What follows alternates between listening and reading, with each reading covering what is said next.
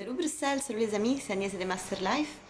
Et aujourd'hui, je voulais faire une réflexion avec vous, un peu ouverte en fait.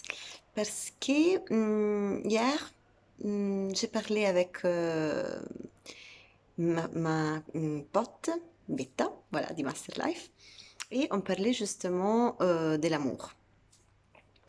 Mais on a déjà parlé un peu de l'amour dans différentes sortes dans quelqu'un de nos vidéos. Mais ce soir, je voulais vraiment parler avec vous de la capacité de continuer à penser, de tomber amoureux, de cette espèce de liberté et de sensation que tout est encore possible, qu'on va toujours rencontrer quelqu'un aussi quand une relation termine, mais d'une façon positive, belle. Pourquoi je vous dis ça? Parce que je pense que surtout dans notre époque et passé un certain âge, disons, euh, les gens commencent à n'y croire plus qu'une fois qu'une histoire termine, on peut toujours tomber amoureux et qu'il n'y a pas qu'une personne avec qui on tombe amoureux dans la vie, mais plusieurs. Donc après, qu'elle soit la bonne personne pour le reste de notre jour, on espère toujours au début et parfois ça marche, parfois ça marche pas. Mais c'est plutôt vraiment cette sensation chaque jour nouveau que c'est possible de rencontrer quelqu'un qui nous fait battre le cœur, brûler les yeux, faire vivre un peu dans les ciels, comme ça, avec avec vraiment cette sensation amoureuse, adrénalinique et tout.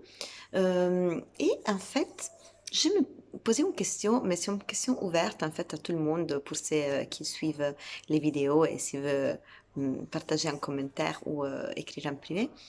C'est vraiment, est-ce que vous avez cette, c'est pas un espoir, mais cette capacité de, aussi quand on a vécu des relations très belles ou des problèmes dans une relation ou quelque chose qui vous a blessé dans un amour, après cette capacité instantanée de dire, ok, mais je crois toujours à l'amour romantique.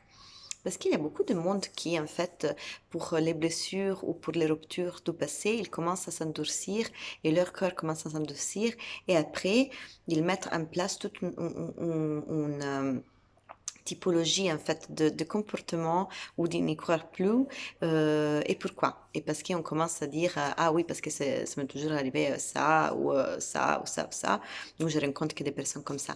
Est-ce que selon vous cette discours qu'on s'est fait ou cette pensée influence en fait notre capacité d'aimer et de rencontrer ou pas? Moi, je pense que oui. Je pense que la chose plus belle qu'on pourrait faire, vraiment, un cadeau à nous-mêmes, parce qu'on doit s'aimer nous-mêmes d'abord, c'est celui de chaque fois sentir et continuer à vivre comme quand on était adolescent et on attendait l'amour et on était après disons, avant de faire des expériences, donc d'apprendre en positif et en négatif certaines choses de l'amour, ou des relations, ou comment vivre une relation, c'est cette vraiment page blanche qu'on avait tous et comment on s'est jeté dans cette premier amour. Que c'était merveilleux de vivre pour nous-mêmes les sensations et la spontanéité qu'on avait à l'époque.